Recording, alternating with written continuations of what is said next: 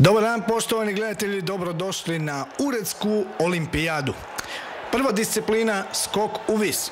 Za razliku od klasičnih olimpijskih igara, natjecatelj si ovdje sam odabire visinu, u ovom slučaju 1,2 cm. Čini se malo, ali vidjet ćete nije. Suci su spremni, natjecatelj je spreman. Prvi pokušaj, neuspješno. Idemo na pokušaj broj 2, zalet, odustajanje.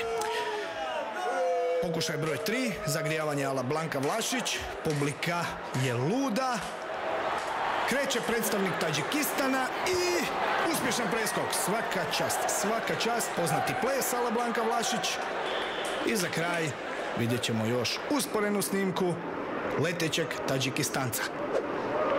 Hvala lijepo, budite s nama i u drugom nastavku Uredske olimpijade. Stiže kroz koji dan s novom disciplinom.